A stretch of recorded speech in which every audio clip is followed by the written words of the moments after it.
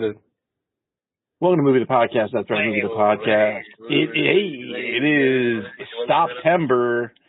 We're all here except for Sean, but Sean will be here eventually. He'll be here shortly. And we watched Alex pick Max and Mary from I think 2009. Yeah. Yep. I'm just gonna say it. A movie I would never in a million years have watched on my own. That's the same. Show. And I'm really glad. And it is a triumph of a movie. Like, this movie's something else. So we will get into it. The thing is, like, I would have just seen this and skipped right by it. There's no reason I would have watched No this chance movie. in hell. And I don't know, like, this is one of those, I mean, I'm going to spoil how I feel about the movie, but this is one of those, like, Movie the Podcast movies that I'm so glad that we got to watch. I'm so glad Alec picked it because, like, what a treat. Like, it's not like, it's very sad. It's very, like, melancholic. And bittersweet. Bittersweet, yeah, that's the great word. But, like, again, I would have never, ever watched this. Not a chance in hell. And I'm really happy to have seen it. Also, like, it's funny to go from Porco Rosso last week, where you have a celebrity voice in Michael Keaton, where he just, like, didn't give a fuck, to, like, having two celebrity actors in this, Toni Collette and Philip Seymour Hoffman, R.I.P., and you could tell they really cared. Like, can I say something about that? Like, sure. They were so good at it, I didn't know it was them, and I mean that as a compliment. I mean, I only knew because of the. No, I mean, I looked it up afterwards, but like during, I was like, I don't know who's doing. Like, whoever did, I was like, this voice works amazing. When I found out it was Toni Collette and Philip Seymour Hoffman, I was like blown away because it was awesome. Yeah. So anyway, let's get into it. This guy made I thought this director made that. What's that snail movie? With Jenny Slate? No, he made a movie called The Memoir of a Snail. It's not the same thing. But like Memoirs of a Geisha? Maybe. But anyway, and like Alex said, Sean will join us momentarily. He's finishing up sucking his dad's dick. Awesome. So what did y'all watch this week? Alex? I watched two things. Down from my normal 8. But hey, man, it's a slow week. Cutting back. I watched Steve Martin, Queen Latifah romp Bringing Down the House. Oh my God, look at that! What's the plot conceit of Bringing Down the House? Bringing Down the House is a hilarious love story where Steve Martin. It's the dawn of internet dating. Like, this is like not like apps, like internet dating. Like chat rooms. Yes. And like Steve Martin is chatting with a woman who he thinks is a lawyer. And the picture she sends is a beautiful white woman who's like in the middle of an interview, and she says, "This is me." She gets out and she's actually a prisoner in jail. She gets out of jail and shows up at his house because they've been planning this night together, and he thinks she's just meeting her for the first time. She actually was in that same picture that she sent, but she's in the background getting arrested and put into a cop car, which is kind of funny. But they obviously don't click because Steve Martin can't be dating a criminal. But hijinks ensue, and she becomes a part of the family and helps the kids with their homework and teaches him how to be more black, and he teaches her how to be more white. That's kind of like the relationship Sean and I have. Who teaches who what? Sean teaches me how to be more black, and I teach him how to be more white. Tell him to stop rolling his R's.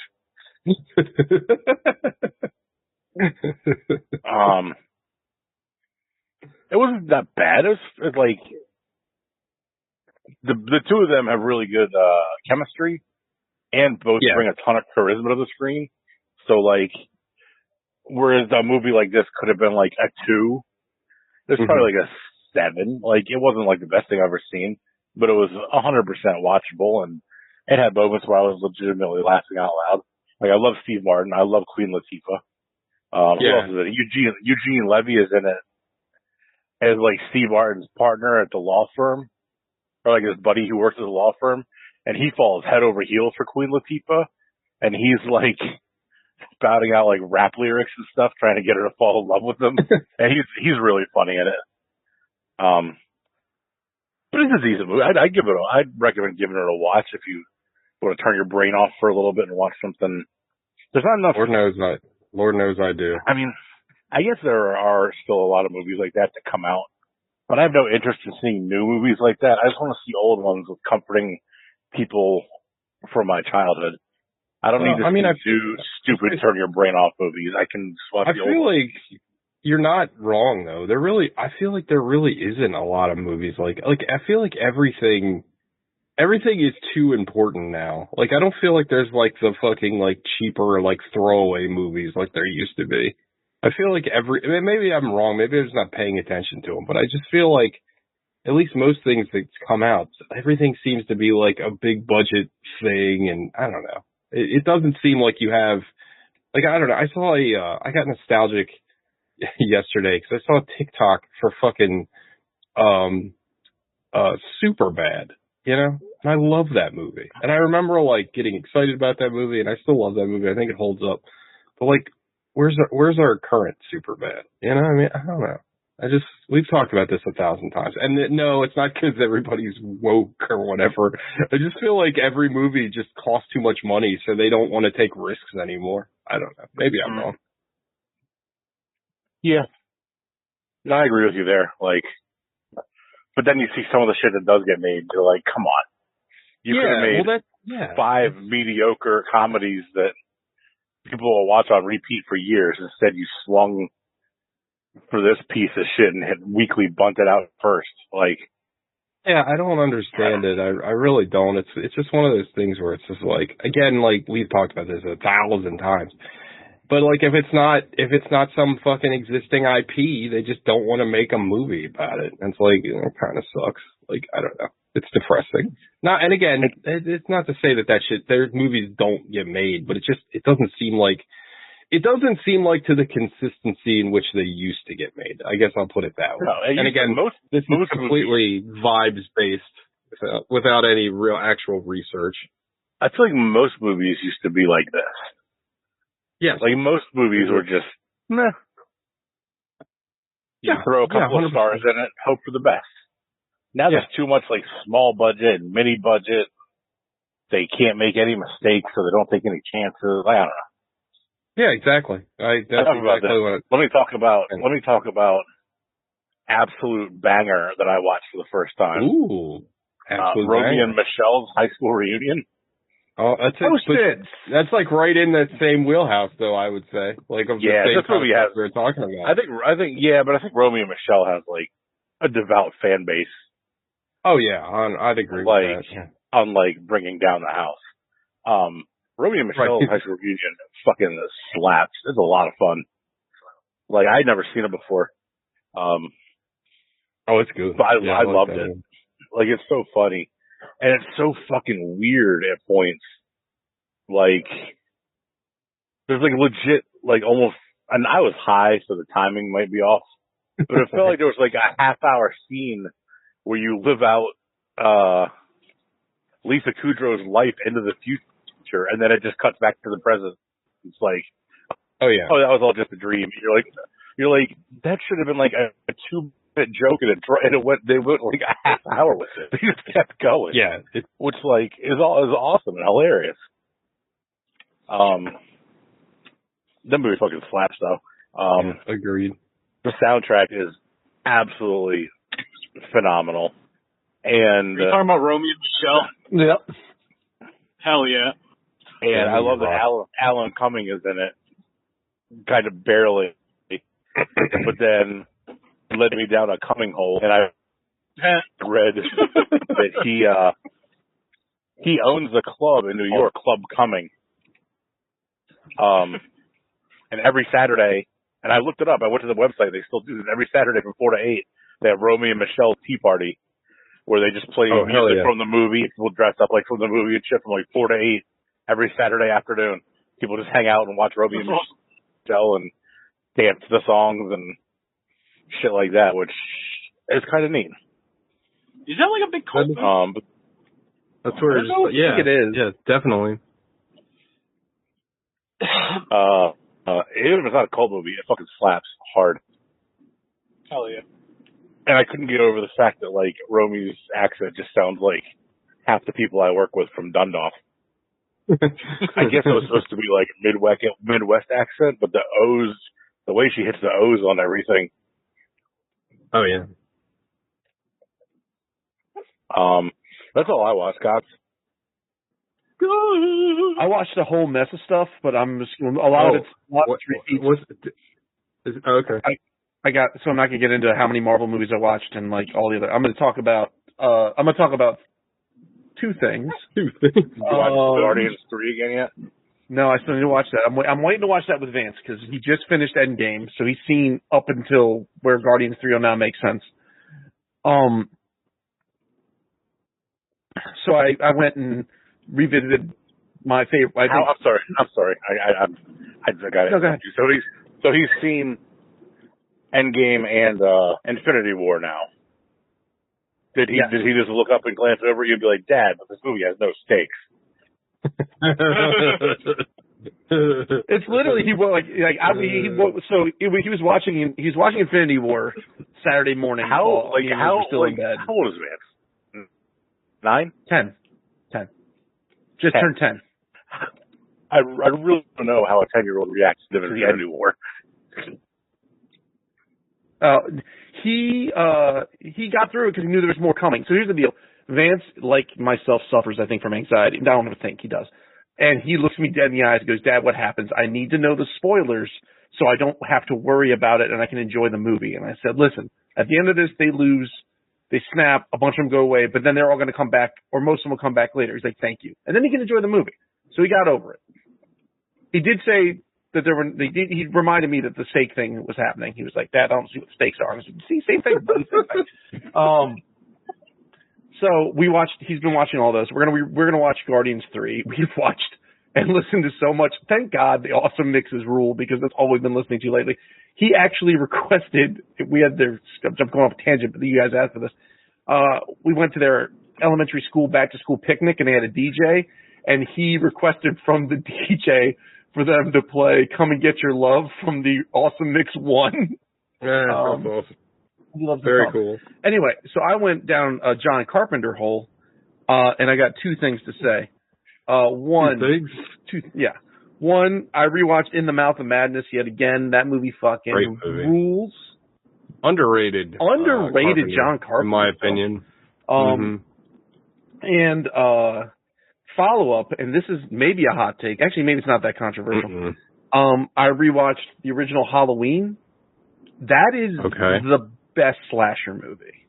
How is that a hot take? I don't know, because I think I was worried you were about to say, "Oh, that movie fucking sucks." I think I've always considered it like below Nightmare and below the original Friday the 13th. It is far superior. Also, that movie it predates those. I mean, that was like one of the Texas Chainsaw is first, then Halloween, then I think then it goes Friday the 13th, then Nightmare, if I'm not mistaken. But I mean, Halloween is fucking amazing. Like, it's so good. Halloween is so good, and it's like, I don't think I truly appreciated ever how good it is, especially compared to some of those other ones.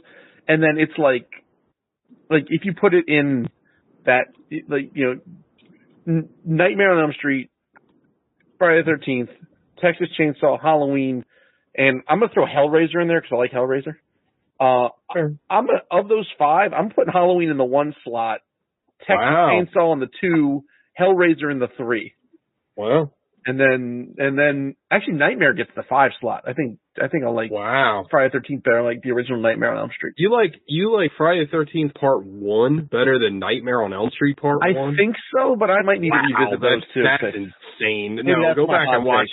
Go back and watch, because you're thinking of fucking Jason. Watch Friday the 13th. You're right, because it is his mom. It sucks. Like, I'm sorry, I don't like that movie at all. Out of the early ones, part 2 is my favorite. That's with Sackhead Jason, but that one's where it turns into a proper slasher.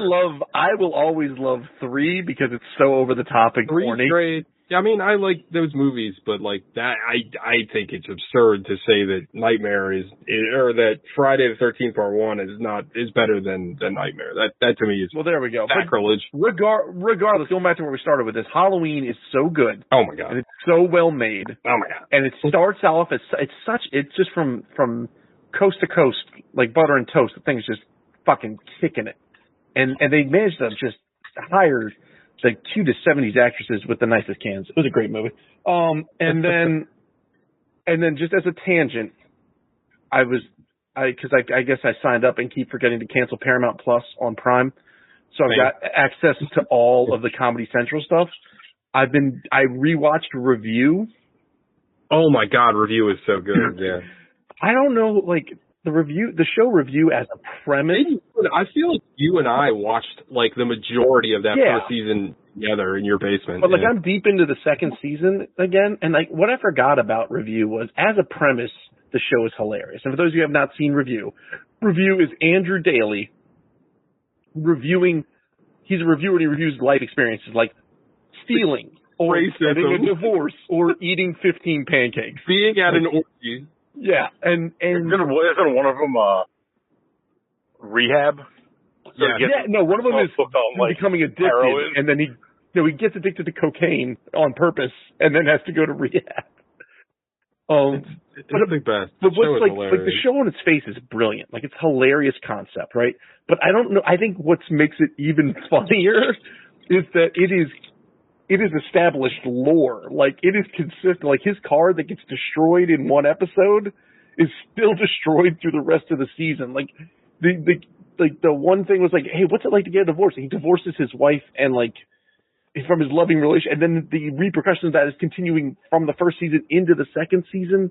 Like, it's just the fact that they've hold on to all of this stuff and built, just watching the show destroy his life. His name is Andrew Daly. Andrew Daly, right? And it's that's the voice of Chromopulus Michael.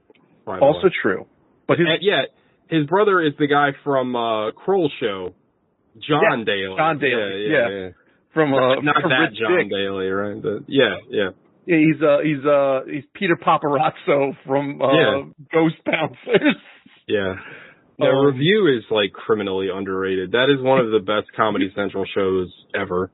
It's so good. It's up there with like, it's better than Nathan For You, and I love Nathan For You. Oh, is it better than Nathan For You? It is better than Nathan For You. I will put a stand, and I love Nathan. This is not a slight on Nathan For You. And I love Nathan For You. I love John Benjamin Has a Van. It's better than John Benjamin Has a Van. Yeah, it's better than John Benjamin Has a Van, but that, yeah. Those three shows are super underrated, and it's better than it's the best of those three. So if you've not watched Review, and if you're like me and you signed up for Paramount Plus and you continue to forget to cancel it, please go watch Review. Sean. Also, you just watch Beavis and Butthead over and over. Also true. I didn't realize that all that was on Paramount Plus. Shit, I'm gonna check out Paramount Plus. They got all the Comedy Central stuff. Sean? Sean. I didn't watch shit. Go on. All right, then. I guess PJ then, I guess. I don't know. I guess if you cede your time or whatever. Yeah, I concede my time to the gentleman at the bottom of the screen. I watched one thing. I watched the new Jeremy Saulnier film, Rebel Ridge, on Netflix. Tell me something good. I loved it. I thought it was great. Is it a Netflix original? Yeah. Yeah, I guess he must have signed a deal with Netflix, because remember his last movie was Netflix too, Hold the Dark. But you didn't care for that, right? Did not like it at all, and I was worried. Wasn't good. Yeah, Sean and I want to say Sean and I reviewed it. I feel like we watched it together. Yeah, I don't know if we didn't we review it? I think we did a whole episode. I think you did. But anyway, it doesn't matter. I was worried, whenever a director makes a bad one, you're like, uh-oh, is the next one going to be bad? Because I love Jeremy Saulnier. We've been over his movies 1,000 times. I feel like we bring up Green Room and well, specifically Green Room, but like Green Room and Blue Ruin and Murder Party. I love his films. And you live long enough to be Darren Aronofsky sometimes. Yeah, for real. But anyway, Rebel Ridge is great.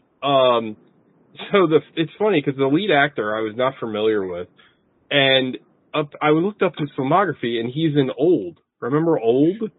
He's mid-sized sedan. That's who that actor is. I was like, oh my god. He's great in this movie though. This movie also is very, in a very Rian Johnson way. It subverts your expectations because the trailer makes it seem like this is a Rambo movie. Like we all joked about it in the analog.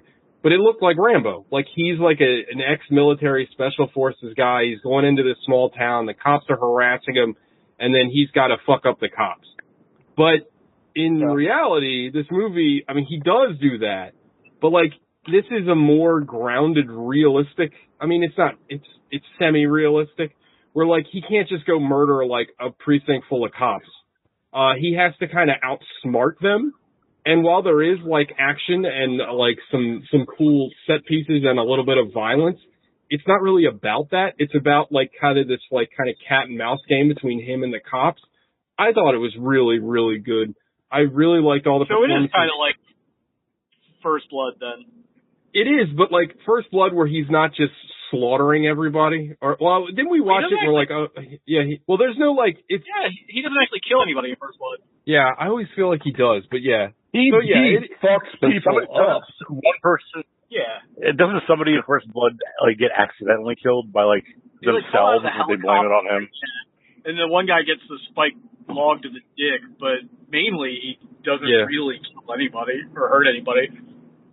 I guess. But it's more, I guess the thing is like it's less about him versus the cops and more about the cops like kind of him like kind of getting the middle of like a bigger thing, and the cops are like super corrupt, and it's more about the history of the town. And I don't know, I thought it was really, really well done. I thought all the performances were really well done.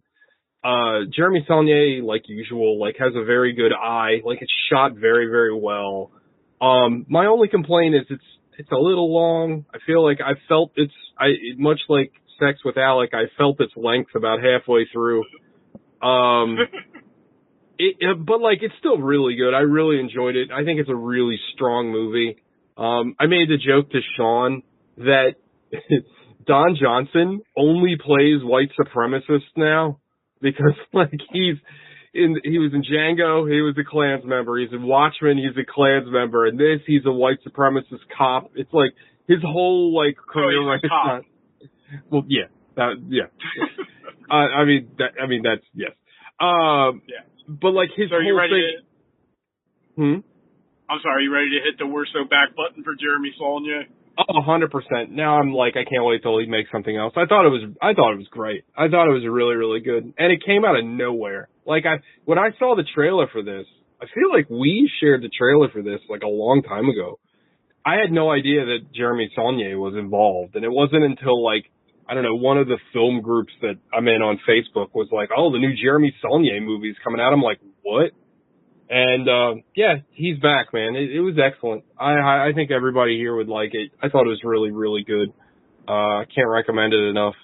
I also, I guess I did watch two things that I don't really want to talk about it all that much. I watched Godfather 3 again. Ugh. It's just as bad as I remember. Joey. Is it all Coppola's fault? No, she gets, well, from a standpoint where her involvement, like, Coppola, like, rewrote the script around her, it's her fault in that respect, but not really. Like, I don't really find her performance that bad. It's just the story sucks. And, like, Andy Garcia's really good in a performance that's, like, wasted in not a very good movie. But, like, I thought he was, like, really good in the movie. Bro, that's Andy Garcia's whole career. Well, the thing is that's frustrating about The Godfather, right, is that, or The Godfather Part 3, is that, like, I think that, you know, I'm going out on a limb, right? Godfather 1 and 2 are considered some of the greatest movies ever made. But there's a, like, visual tone in those movies that is just amazing. Like, you can see it in your head. Like, it's that kind of orangish, soft light. It reminds you of, like, a dingy Italian basement. It's beautiful. I love it. Yeah, it reminds me of God's basement.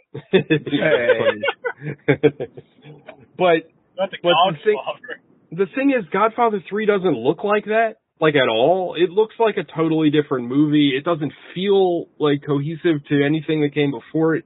And then the plot isn't this, like, it's just nothing about it feels like The Godfather. It's so odd. It's just an odd film that, like, I don't know, it doesn't work. I don't. Out of those movies, would you call it The Odd Father? Good one. So yeah, I watched, and yeah, I don't really think, I remember always thinking like, oh, Sofia Coppola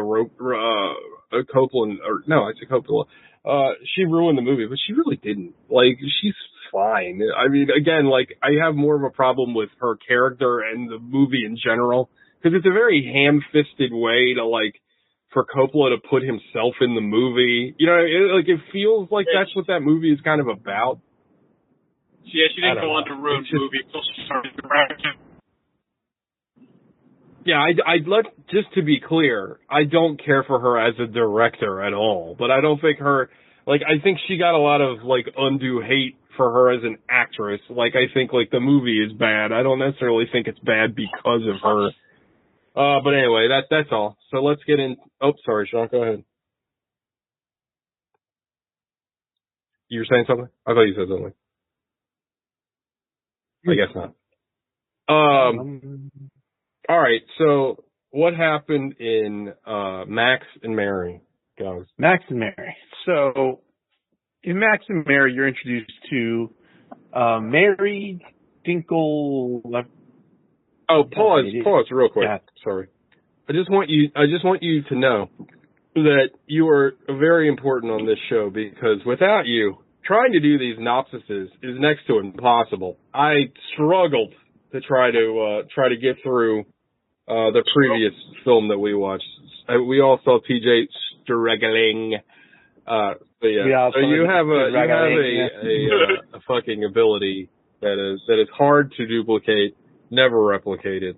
That's all. Just want to glaze you a little bit.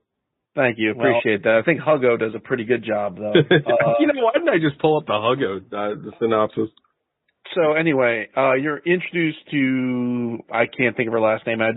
Here's the thing. I like this movie so much, I'm not going to make fun of it. So I'm going to give a very straight review of this, or what goes down. Her name is like Mary Dinkle something or other. I forget what her name is. She's an 8-year-old girl. She lives in Australia. She lives in, like, what is not necessarily a broken home, but kind of a sad situation. Her mom's drunk on sherry all the time. Her dad works. It's pretty close. Her dad works at a tea bag factory. She's sort of a social outcast. She has a birthmark on her forehead that looks like poop. She has eyes like muddy puddles. She lives across the street from a Greek fella who can't speak correctly. She doesn't have a lot of friends. She likes this show called The Nobbles, I believe it's called. But she can't afford the Noblets. Noblets. She can't afford the toys, so she makes them herself. So she's out of food containers. Right. Like, yeah. So it's her family is super poor. Her dad is he attaches strings to tea bags. Yeah. And also is an absentee father, because he basically just it makes it seem like he is in his shed all day performing taxidermy while the mother is drunk off her ass at home. Yeah, drinking sherry. Stealing all the time too. The mother is poor, so she's constantly shoplifting. It's not a great home life. And Mary has a pet rooster. Yeah, which is adorable. Also, the rooster lives for a very long time. Yeah. And so Mary gets the idea. She just I think they're at the library, right? And she gets a hand of a phone book, and she just finds a random name and address in a phone book. And for those of you children listening to this, back in the day, they used to publish entire books that had everyone's name and address in them. And you could just find it. 70s, right? I think they give it 1976, I believe. Yeah. So she pulls his name out of this book, and it's Max, and now I can't think of Max's last name. He's a very Jewish name. He's a 44-year-old single Jewish man in New York City who you find out over the course of the movie has Asperger's, and they sort of explore all of his sort of he's basically like Drax the Destroyer, like metaphor doesn't work for him. It's all very literal. Life is confusing for him. He's had a series of jobs. He's overweight, but he has 3 goals in life. He wants a lifetime supply of chocolate. He wants a complete collection of also the Noblets, and he wants to make a friend. And we start with this sad premise, and then she basically sends this letter kind of out of nowhere and says who she is and her whole bit and her life, and it just arrives, I think it's like 9 days and 7 hours later, it shows up in New York, and he reads it, and then he writes back, he types back like this whole letter all about him, asks her a bunch of questions, and this back and forth between this 44-year-old have you ever been a communist? And the questions the movie is like charming and sad and heartwarming and heartbreaking, and the Max is voiced by the late great Philip Seymour Hoffman, which made me much sadder once I realized that, because Philip Seymour Hoffman, like one of the GOATs, like such a great actor. And Mary is voiced by the incomparable Toni Collette, who is Australian, which I always forget because I don't think. No way, really? Yeah. She never plays an Aussie, but she is Australian.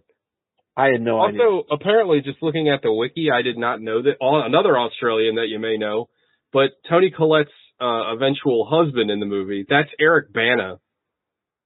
No, the Greek guy across the street. Yeah, that's Eric Bana, and I didn't know that. I literally just saw it in the wiki. I didn't know that's who that was. But he, again, another Aussie. So, anyway. So this happens. So she sends a letter. Letter gets sent back. Her mother intercepts the letter from Max, and her mother is rightfully disturbed by the fact that a 44-year-old man from New York is writing her 8-year-old daughter. So she throws the letter away in the rubbish bin, as they do in Australia. And through basically fate, luck, happenstance, this has a great joke where the mother runs out to the trash men who are literally like getting the trash into the truck, and they're like, "Do you have any time? You have time for another bag?" And he's like, "Yeah, get in the truck." Yeah, that's a good one. The fucking binman. This movie is genuinely funny too. Like there's laugh out loud moments. Yeah. It's got everything. So he goes and the letter falls out of the trash bin, and the. What did you say, Sean? Did you sneeze? Yeah, I can hear you. We can't hear you. Okay. All right. Yeah, I mean, you say you're just testing. Just want to confirm. I just checking. He wants to tell us what he watched this week. I was trying to, because I cut out for a second, but her dad's job at the fucking tea bag factory. So funny. The funniest part is the machine, like, on the conveyor belt is the tea bag and the tag, and he has to attach the string at both ends with, like, 2 button presses. I don't know, that shit made me laugh really hard. No, it was goofy. It's such a meaningless job, but I guess it's important. And bizarrely not automated. Because he was hitting a button every time. 2 buttons, 2 button pressure. So anyway, so I think her chicken finds the note and hands it to her, and then she reads it, and now Max has responded, and then she's like, "Oh shit, okay, I will write you back, but send the letters to my neighbor who doesn't have legs and has agoraphobia across the street." No, which she calls homophobia. Because he's afraid to leave the house. He's afraid to leave the house. But you learn all about that killed me in the movie. I was like. Or later where she's like Max, he's still struggling to overcome his homophobia. So like Max explains, tells her to stand up for herself, and like she basically she makes some kid cry because she tells him he's never going to go to heaven, and she learns about how humans come from eggs that are laid by prostitutes or nuns or whatever. At first she was told by her grandfather that babies were found at the bottom of beer glasses. Which is very funny.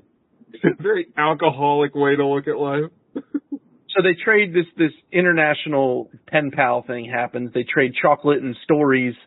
And then she sends something back to Max, and then Max, basically these stories that she sends to Max cause Max to remember his own life and trigger like full-blown panic attacks. And the first time he has a panic attack, but he powers through. At the same time, he has a panic attack so bad that he has to get into a psych ward for like 9 months. And she just figures... Because she asks him about being in love and having like kids. I think having a family, and that like really sets him off. Like, yeah. So she thinks that's the end of that, I guess, and he, 9 months later after electroshock therapy and everything, he comes back. Can we briefly touch on this cutaway to the newspaper headline, which is and it takes retarded man wins fortune? No, obese retarded man craned out, and it's just a picture of him with the fucking stretcher on the crane. Yeah.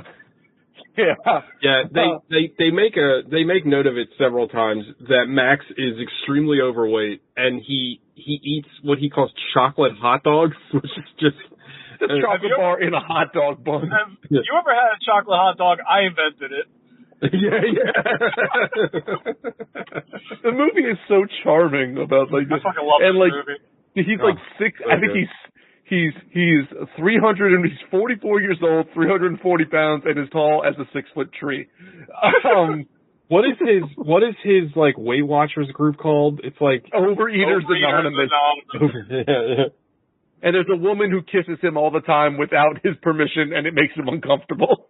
Philip Seymour Hoffman is so good in this role. He's so fucking good. What a shame. It is just, well, anyway. This might be close to one of his last roles, right? Because he passed not long after this. I don't know if you guys touched on this or not, but I've seen this thumbnail for this movie a billion times. I think Alec mentioned he saw it before. But I thought this was just going to be some kind of like goth Tim Burton knockoff just by looking at the box, and it's not that at all. Not at all. Well, especially with like the color palette and kind of like askew characters the way they kind of are. But yeah, 100%. Yeah. So he goes. This makes Tim Burton look like a real piece of shit. It's more like Tim Bitchton. Or like Tim Turded. Or just. All right, never like Tim Burton. Jizz Burton. Yes. Burton. Anyway, so now,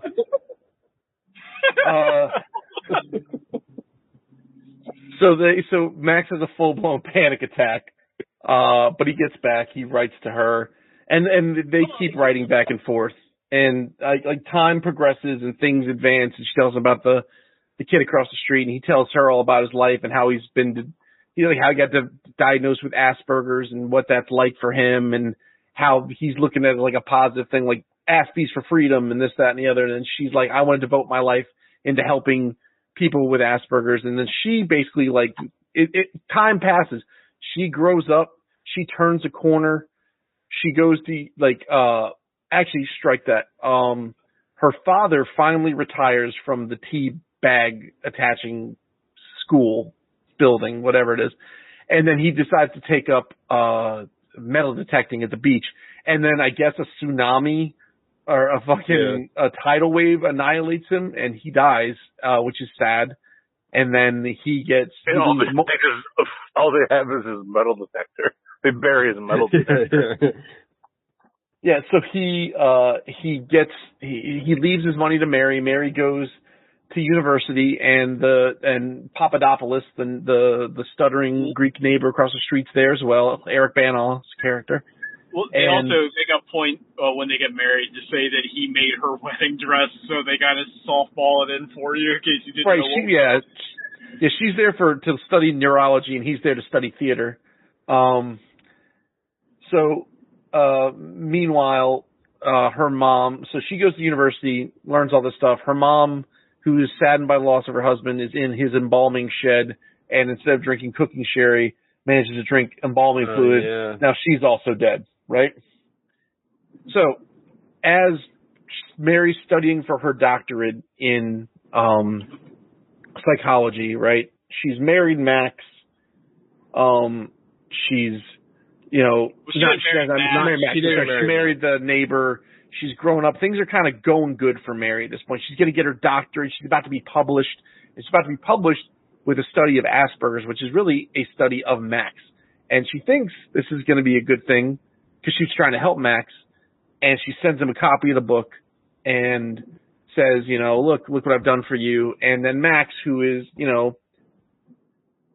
this is an interesting point in the movie, right? Just from a social perspective, right? Because you have someone, it illustrates the whole road to hell is paved with best intentions. Like Mary wants to help her friend and is doing this with the best intentions. But Max is happy with being Max.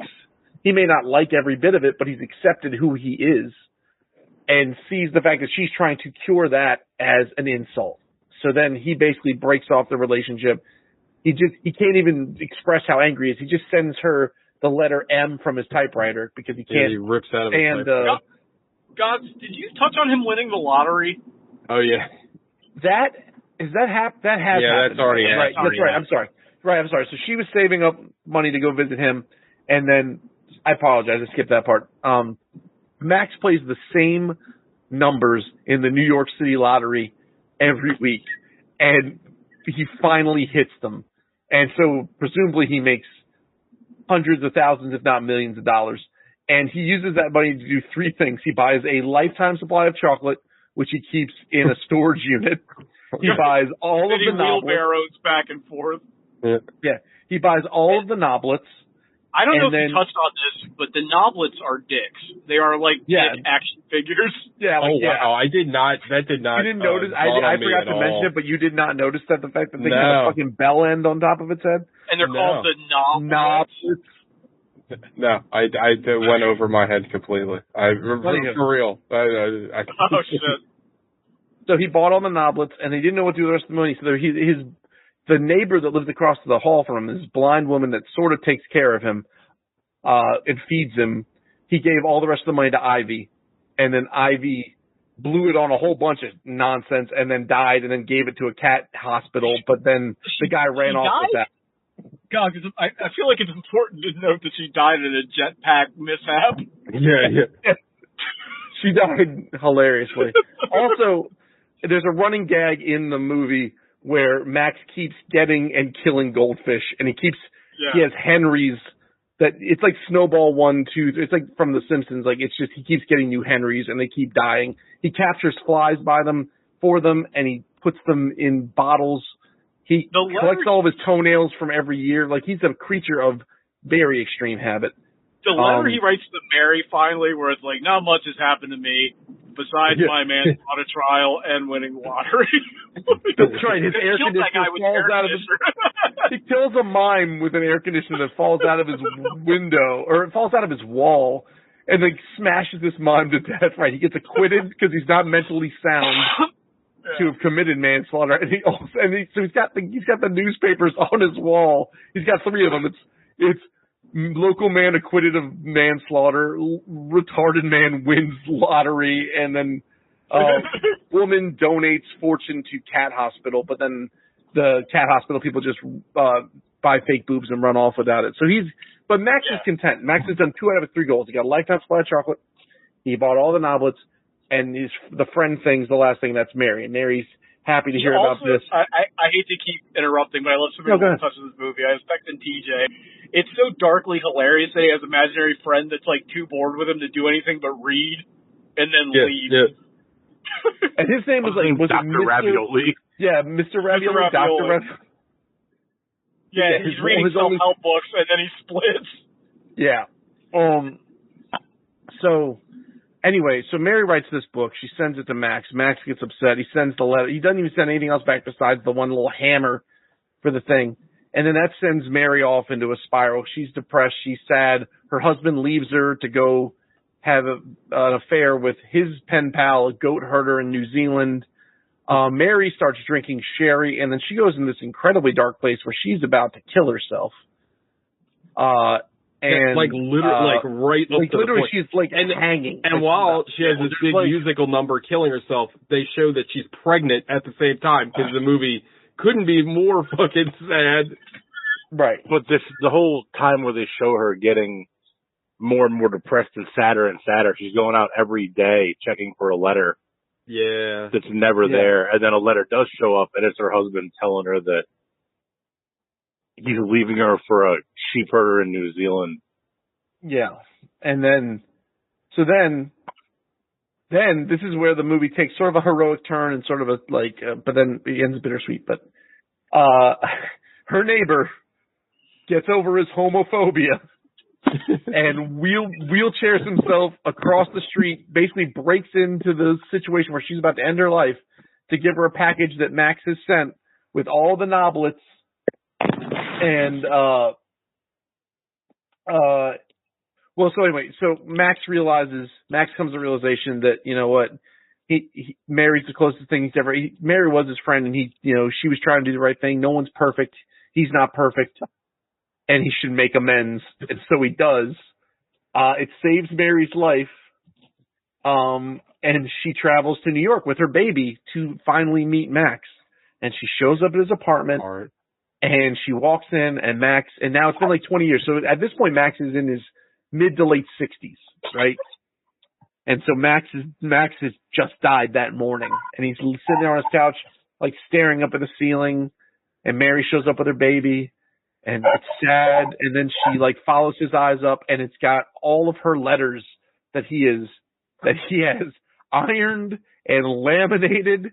And well, first of all, she follows his eyes up to the mirror, which has a picture of the hand-drawn picture of Mary she gave him first, and she continues to look up. And it's all the letters that she ever sent him on his ceiling. That's what he died looking at, and it was. Well, go ahead. I think he also sees that he kept the bottle of her tears. Yeah. That she sent him because he couldn't cry, so she made herself sad, thinking of her cat getting run over by a car. Right. So she could cry, to send him a bottle of her tears so he could have his own tears to cry. Yeah, I thought that was really sweet. Also, yeah, I really like the shot of her seeing all the letters, because it's one of these things. They use the medium so well of the stop motion animation, because the way they frame it, it looks like it goes on infinitely. You know what I mean? Star Wars crawl. And I love that. Yeah. I thought that was such a great use of. I mean, the whole movie looks great. They do a great job with the animation. But I think that's one of those unique things where you kind of can only do that in this kind of format. And I thought it was really, really well done. And it's a great reveal, because even though you spend half the movie in that apartment, you never see him go up there. You know what I mean? Right. It never pans that way. Yeah, I agree. So, he saves the letters. He says he irons it and he laminates them. You see him reading in bed so he doesn't get what's on him. She's writing on old butcher paper that had pork chops on them and stuff. Right. Yeah, because again, she is very, very poor. Yeah. But and then just ends on this impossibly bittersweet note. Oh, I want to, before we leave this scene, so he with his Asperger's and all, he has a hard time, he doesn't know what to do with his face to show his emotions. So he has this little book to train him on emotions. Well, he also doesn't know how to read other people's faces. He has to look at the book to be are they mad or not? So I liked how he had that book on him, and he died with a huge smile on his face. I don't know, it's incredibly sweet and a fun, a nice little touch. I thought that was really sweet. I liked that a lot. Yeah, and his whole one of the things about Max is he's I think. He wears the yarmulke even though he doesn't believe in God. He's not a practicing Jewish person, but it keeps his head warm and he likes it. It's comfortable. Yeah. He gives him a pom-pom for it. And I like how his character design, the top of his head is it's like a hill. I almost said horn, but it is almost pronounced. Yeah, and it's sticks out, so it's perfect the way that they created the character. I loved how because at first when you see it, I thought it was just supposed to be represent his hair. Yeah. But, well, I love how his atheism comes in, where he's you can pretend you're going to be in charge of the chocolate in heaven. I would like to, but I cannot because of my atheism. Because of my atheism. I love how just that's his personality, where he always does that, where he always has to kind of button things up in a very logical way. I laughed so fucking hard, and I don't want to give it away, and I know I don't want to belabor the point, Is Alex sick of me by now? But fucking, there's this scene where he's talking about in the army, and they're like, they asked me if I was a member of any radical organizations, and I said I was a member of the New York Science Fiction Fan Club. They said that didn't count, but they kicked me out anyway. I'm glad I forgot to mention that I was a member of the Communist Party. Have you ever been a communist? Also, have you ever been attacked by a crow? It's so, like, this movie's, I don't know, it's beautiful, and it has a brilliant, I didn't mention this before, and I'd like to talk about it a little bit. It has like a brilliant use of color, because most of the time the movie's in like black and white and kind of gray tones. And it like there's like little bits of color that go ahead. Everything Max does is in black and white, and then everything she does, everything in Australia is in like sepia. Yeah, that's true. Oh, it's like pick up on that. Yeah. It's not quite black and white. It's got that like orangish, yellowish tint to it, like old. Yeah, like sepia tone. Yeah. And she has her mood ring. What is her mood ring? When it's gray, it means like three very different things. It's like she's got ambition or she's bored. It's like right. Yeah. But yeah, I mean, I don't know. There's not a lot. I mean, I could just sit here for another 30 minutes and just talk about how much I enjoyed this. So, I mean, it brought me to tears at the end because I'm a sap. But it was very. Like, I thought. I mean, that's justified. I think it's a very sad movie. You know, I don't in a good way. You know what I mean? Yeah. But all right. And Alec, let's see. Was your favorite part of the movie the chicken poop? That kind of propelled the entire plot, if you really think about it. No, my favorite part of the movie was the two dogs that are humping. Oh, yeah. And the agoraphobic guy is like trying to like yank their chain to get them to stop. Yeah, yeah. Won't. Yeah. Also, I like. And then she says, she sees it, and I forget what she says. It's something about them like dancing or something. I wish I could make my pet dance. I wish I could have somebody to play piggy, or I could piggyback with somebody or something like that. Yeah, that's it. Yeah, it's great. What were the three words that he invented? It was confuzzled, which is confused and puzzled. It was one like shit dirt or like snow dirt, snert. I can't. Yeah, snert. Yeah. And the last one was squashables. Squashables. Like the groceries at the bottom of the bag that get like all fucked up. They were on the list of my five favorite words. Vladivostok. Like, it was so, like, I don't know, man. Philip Seymour Hoffman's, both their performances though, but his performance is so charming. I can't get over it. It's such a shame he liked heroin more than entertaining me, because I'm pretty sad about it. Oh. Also, he lasted, if this came out, he died in 2014, so he had a few years after this. Yeah. All right. Do we want to do... Also, what a wild career for that guy, because he was Dusty in Twister. I mean, he was also the dude in fucking Boogie Nights. Yeah, he was so stupid. One of the saddest scenes ever. Yeah. He's so good in that movie, though. I mean, he's good. Yeah.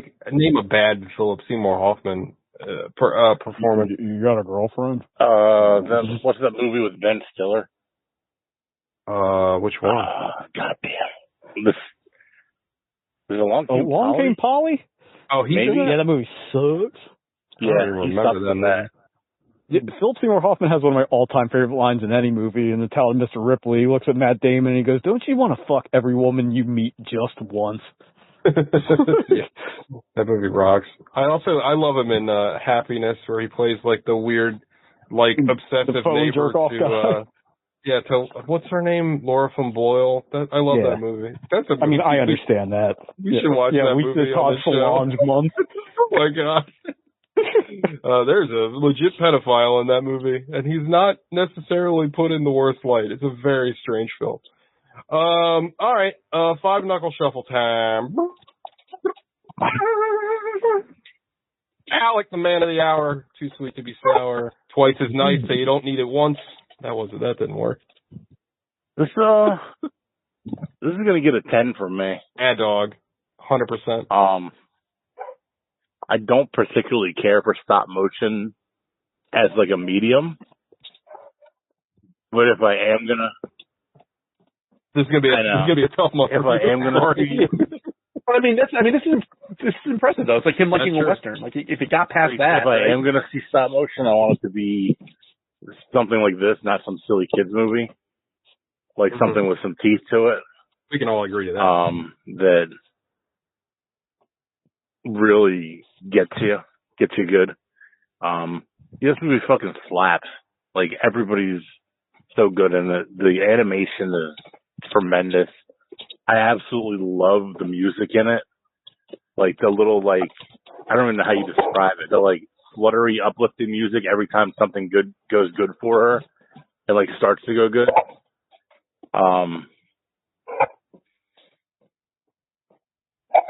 Yeah, I love this movie. I'm glad I picked this and not Paranorman like I was going to. Oh yeah, I'm glad you picked it too. PJ. It's also a 10 for me, dog. This movie is fantastic. It's funny. It's creative. It looks great. I love the visual style of this movie. It's very different. I can't really think of another, animated thing. This is definitely this guy's vision, right? And I think, the thing that's most impressive to me about it is that it is able to be very emotionally honest and affecting, but it's still really silly. The jokes, again, the Noblets are dicks. A lot of the humor is very crass and silly, but then at the underneath of it all, it's this very human story about connection and alienation. And, I thought it was really, really, really well done. And it's so hard. I mean, we've talked about this with other films, but when you can strike a balance that are two things that are so incongruent, right? I feel on the surface, if you looked at this story and what it's trying to say, you would think this is a very serious kind of, if you didn't know it was animated or whatever, but you'd think this is a very serious, kind of sad movie, but it's really not. I think even animated, if you just read the plot, for this or a synopsis, you'd be man, that's fucking depressing. Yeah, exactly. But I loved it. I thought this was great. I mean, I really did. I really loved everything about it. I will search out the rest of it. This guy has 3 other movies. I'd like to see them all now because I thought this was great. I really loved it, and I thought it was really touching. And it's like I said, it's very emotionally effective. And it doesn't feel, a lot of times with movies that are kind of overly sad or whatever, it feels manipulative, but everything in this feels earned and genuine, and I thought it was really, really well done. Also, before I yield my time, a very nuanced way, and again, in a very silly movie to address mental health problems. I feel his Asperger's is while it's part of his character and his character is funny, I don't think it's making fun of people with Asperger. You know what I mean? And in fact, his whole rejection of her book and getting upset, that plot beat alone is a very mature thing to put in your movie. And I don't know. I give it a lot of credit. I think it's a very different movie and a very well made film. And something that I think, definitely rises above, it's a shame more people aren't going to watch this because of the medium that it's in. Again, stop motion. Well, like we said before the show or during the beginning of the show, if I saw this, if scrolling past Netflix, there's no way I would have watched it.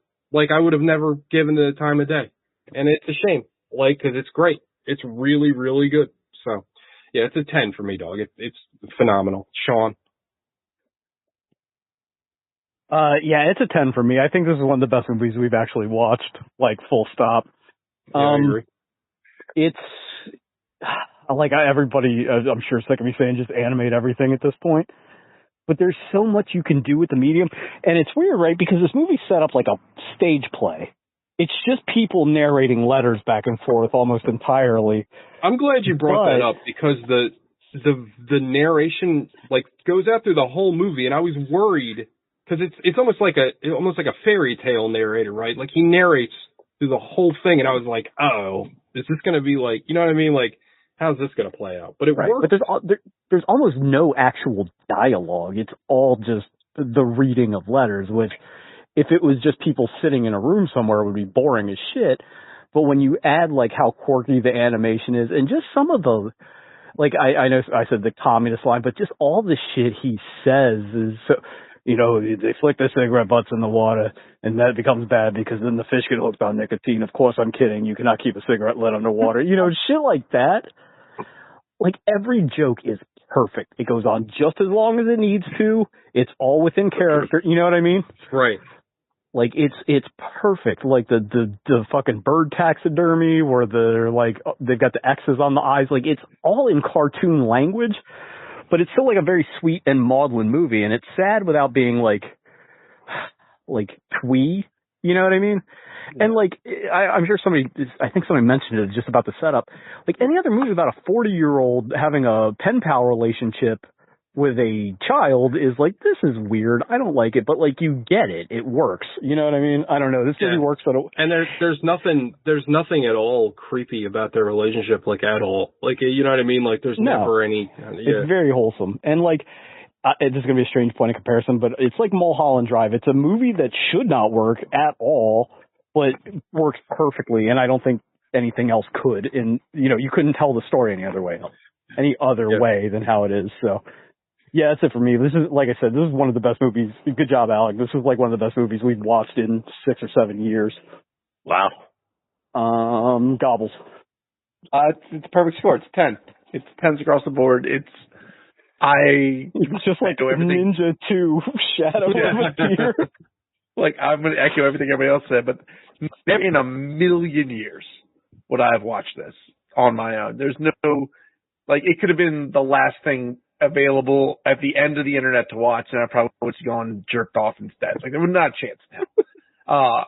And I am so happy that I got to watch this. It took me through like an emotional journey. It's beautiful. It is unlike any movie I've ever seen.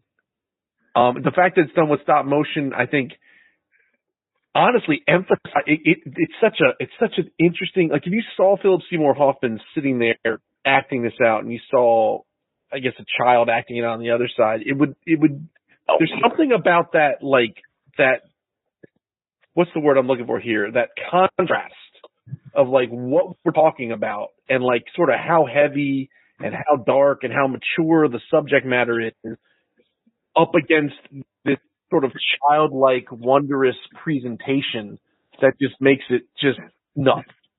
And shout out to Toni Collette if nobody mentioned it before, because she's a gem in everything. Yeah, like she does a great job. Also, shout out to Dr. Bernard Hasselhoff, who gets name checked in this movie about 1 trillion times. And there's this line that I really loved, and I had to look it up. It was, Dr. Bernard Hasselhoff said, if I was on a desert island, then I would have to get used to my own company, just me and the coconuts. He said, I would have to accept myself, my warts and all, and we don't get to choose our warts. They're part of us, and we live with them. We can, however, choose our friend, and I'm glad I've chosen you. And that broke me. I was like, that is the fucking also, when he visualizes himself on this island, he is nude. There's a mirror on a palm tree. Yeah. No, this movie is, thank you, Alec. This is something special. Like, this is awesome. Christmas came early this year. Care of Alec. Yep. There we go. All right. Who wants to go next week? I've got one of two choices, but they're both Wes Anderson movies. I also have a pick. I've got one, and I think it would bring the whole room down. Like, nothing's going to top this, so it's going to be tough. Yeah. All right. Well, who wants to go? I also, we all have picks. Doesn't matter to me. I'll go. Fuck it. I changed my mind. I'm not doing that Tom Thumb movie. I watched about 10 minutes of it. I was like, yeah, this is boring.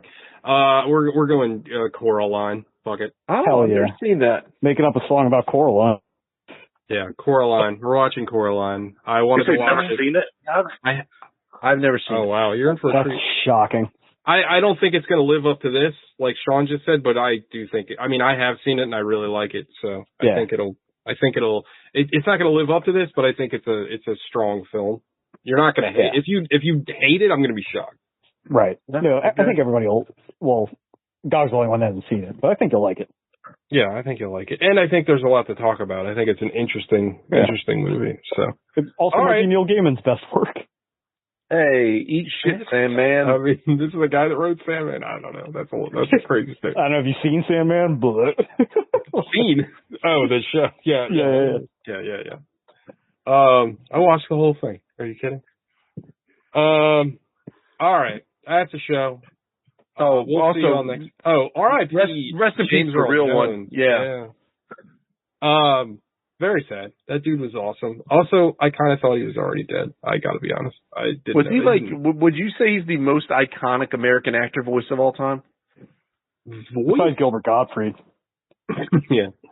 I mean, probably. I mean, that's the voice, right? Like he. That's you know right. what I mean? Like, Well, it's like him and Morgan Freeman. Like, I'd give the edge to James Earl Jones. agreed. Yeah, but James Earl Jones hasn't. I feel like he hasn't done a ton of voice work. You know what I mean? He did like the. But I mean, like, his voice is just. Well, he did Verizon Mustafa. commercials? He did Mustafa. Yeah, fair. Vader. He did. This is CNN. He was the voice of CNN. I mean, Yeah. I don't know. Well, I know also like he was a good actor, like outside of voice acting work. He's in a lot. Yeah, of watch The Great White Hope. That shit rules. It's a great movie. Yeah, he was good. I mean, go watch Field of Dreams again. That movie fucking rules too. he was in a lot of good Baseball, Ray.